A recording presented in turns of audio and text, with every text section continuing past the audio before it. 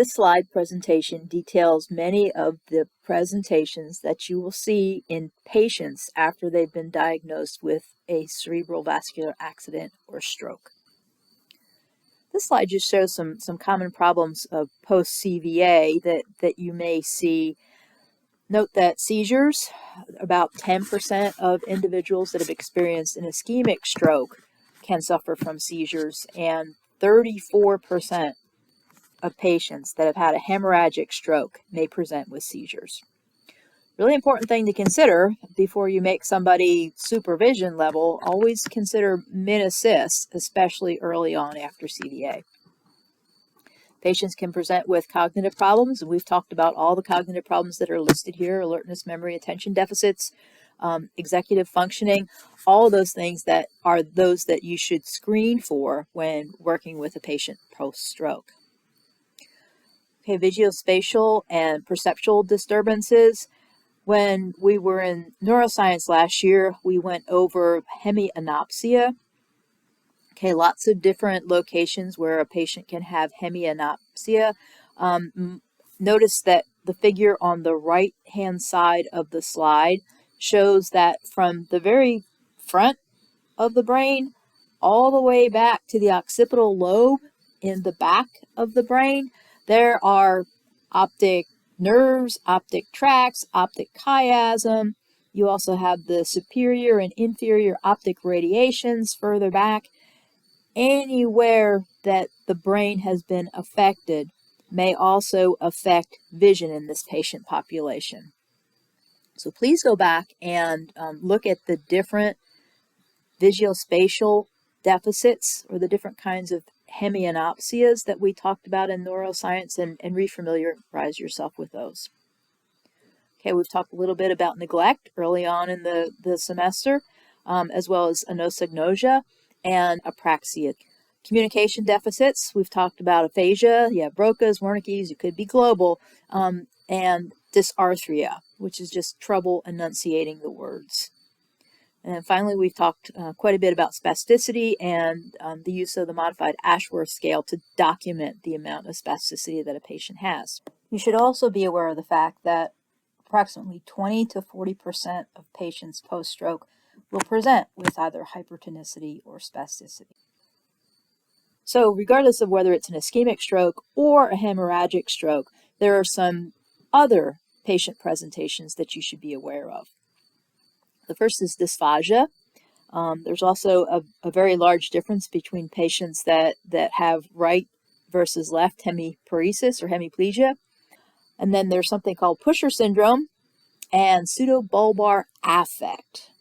Okay, the next few slides are going to take each of these presentations in turn and give you a little bit more information about what exactly they are and what to be aware of. Dysphagia. Okay, patients with dysphagia have difficulty swallowing. Okay, there's a couple of videos that are on this slide's presentation. If you click on the swallowing function, you'll see an example of normal swallowing function happening in an animated form. Next, there's something called a barium swallow. So there's a video on a normal barium swallow. So this is a person that isn't having dysphagia. And then finally, there's an aspiration. So it's a barium swallow where a patient is presenting with aspiration.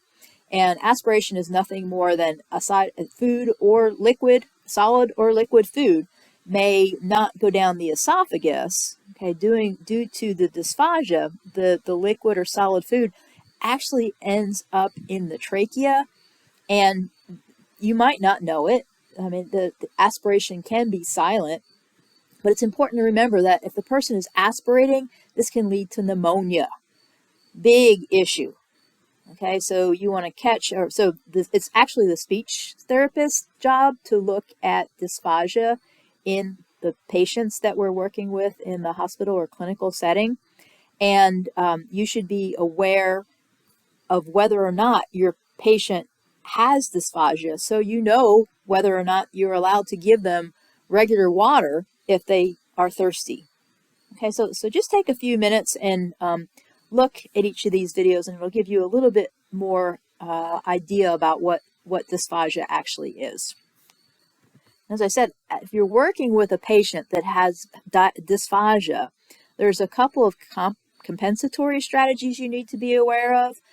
They might be on thickened liquids. There are 4 different grades of thickened liquids. Those include thin liquids, which would be basic water, not thickened in any way. That would be a normal swallowing diet. The next is nectar thick, honey thick, and then followed by that is pudding. Okay, and these thickness levels are prescribed by the speech therapist, and we just know to follow it with individuals that have been diagnosed with dysphagia. You have to look to see what is recommended for this patient and actually thicken liquids before you give them to the patient. Okay, you may also recommend a chin tuck during swallowing. Okay, if you chin tuck, you're less likely to aspirate. And also recommend that the patient has smaller zips as opposed to large gulps of liquid. Again, as I said, the treatment for dysphagia isn't something that we're going to administer. The speech therapist is going to do it. And they can do vital e-stim or vital stim for on the muscles that are involved in swallowing. They might use biofeedback with a mirror. And another thing that we can be conscious of is the posture of the patient is going to be important for swallowing. So you want a good upright posture before you go into have that person swallow anything if they have dysphagia. Okay, next, consider that if a person has had a stroke, it's either going to affect their right side or their left side. Okay, regardless of which side has been affected, you may expect sensory dysfunctions. You might have a visual field deficit, and you could also have cognitive impairment. Right or left side, those things are going to be possible for either patients with right or left hemiparesis. You should also know that if a patient has left brain damage, so they're going to have right-sided weakness, okay, they're more apt to present with speech and memory deficits, and their behavior is going to be really slow and cautious. So this is the patient population that knows that their right side isn't working very well, and they're going to not really want to put any weight through it. Okay, they're not going to trust it. So they're going to be really slow, really cautious, and when you ask them to put weight through that extremity, they know it's not working, so they're not really going to want to do it. Okay, that's left brain damage. Now, on the right-hand side of the slide, you have an individual with left hemiparesis. This is due to right brain damage. Okay, left hemiparesis. This patient population is going to be more apt to present with perceptual and memory deficits. Think about neglect and anosognosia. And they're also going to demonstrate quick and impulsive behavior. This is a dangerous patient population. Not a good idea to give them the opportunity to get up by themselves, because if they don't know they have any deficits, they're just going to try and walk and just go for it. As far as being able to work with this patient population, you have to be careful that they're waiting for you and moving slowly enough that you can keep an eye on them and make sure that they're not going to step on a weak lower extremity, for example, when you're not ready for them to do it. And this is just practice. But you should be aware there's a very big difference between patients that demonstrate right hemiparesis versus left hemiparesis. And in talking to some people over the course of this semester so far, it seems like many have had experience with these differences already. Okay, moving on. The next patient presentation, which you have seen previously when we were looking at the movement system diagnoses out of the Sheets et al. Article. And this Pusher syndrome is known as a perceptual deficit. Okay, kind of a unique presentation. The lesion has actually been localized to the posterior lateral thalamus. And this is where the person doesn't have a good feel of midline. So you go to sit them up, and they might use their strong upper extremity to push toward their weaker side. Okay, and that's what you see at the picture here on the top right side, not only is he, if you look at the picture, not only is he using his upper extremity to push, if you look, he's also using his right lower extremity to push him over on the left. He really feels like he's going to fall when he's in midline. So his perception of vertical is off to the left quite a bit. Okay.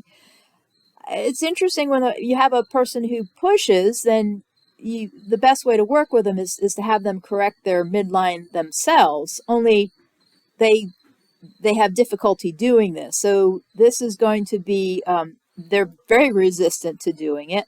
And you can use a mirror, you can use a wall. Those are all very effective things to use when working with patients that push. And we'll talk about a variety of different techniques to use in the lab when we get there. Okay, pusher syndrome, you never want to push back. You want to get that person to try and correct and learn their midline orientation again. Interesting patient population and, challenging to work with, but the pushing usually goes away with proper therapy. In my experience, 3 to 6 months and the pushing's gone. Okay, finally, last patient presentation is known as pseudobulbar affect. Okay, it's also called emotional lability or emotional dysregulation syndrome. And it occurs in lesions affecting the frontal lobe. Okay, and it's characterized by emotional outbursts of uncontrolled laughing or crying that are inconsistent with the mood. And the problem is the patient isn't able to control these outbursts. So you could be working with them in therapy and, telling them they're doing a great job and everything's wonderful, and they'll just start breaking down and crying for no reason. There's no reason for them crying, and they are very embarrassed by the fact that they're crying. They don't understand what's happening, but they just know that they're crying. And conversely, somebody could be talking about a funeral or a loved one who died, and the person will just break out laughing. Okay, just hard to conceive of, and it leads to confusion as to why is this person behaving in this way. Well, it's quite possible that they have something known as pseudobulbar affect. So if you suspect pseudobulbar affect in one of your patients in the future, please notify the referring physician, and there is medication that they can take to help with this problem. Now, there's also a video, gives you a little bit of information about this individual that has been diagnosed with pseudobulbar affect. So please go ahead and take the time and watch the video and gain a little bit more understanding about what to expect in the clinic.